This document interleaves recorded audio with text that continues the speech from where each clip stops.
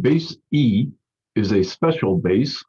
It is approximately equal to 2.7, but it's actually an irrational number, so it continues forever. However, in terms of graphing, um, when you're doing this by hand, you're going to want to estimate where that is. So put in the same three values for x, -1, 0, and 1. Anything raised to the first power is going to be itself. Anything other than 0 raised to the 0 power will be 1. And then raising it to the -1, we're going to have its reciprocal. E to the -1 is equal to 1 over e. And taking exactly, we can't take it exactly because it is an irrational number, but taking it as far as a TI-84 will compute, and then I'll round afterwards, that's about 0.4.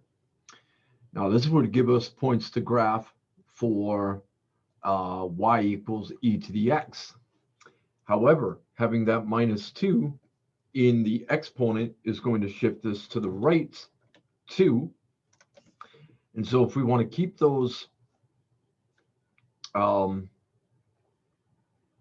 values, then the -1, 0, and 1 will be the values for x minus 2. Shift all of those to the right 2 units. Here are our x's. For example, if you put in 1 for x, 1 minus 2 is -1, and we'll get the same y value that we were referring to before. If you put in 2 for x, x minus 2 is 0, and so on. So we're going to approximately plot the points 1, 0.4, 2, 1 will be exact, and then approximately 3, 2.7. So let's see what that looks like.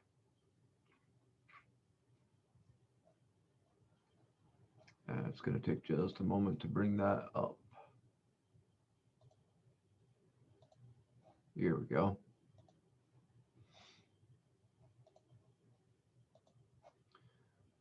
So here are those 3 points. Connecting them, that graph does go through there. The domain is still all real numbers. Shifting to the right 2 units, the entire real number line will still give you the entire real number line. And because that was only a horizontal transformation, that will not change anything that's vertical, including that it's not going to move the horizontal asymptote any. That's still y equals 0. And so our range is going to be starting at 0, but not including it, and then going up towards infinity. So again, our range, all real numbers. Here it is in interval notation, the range, all the y values greater than 0. Here it is in interval notation. And then y equals 0 itself is the horizontal asymptote.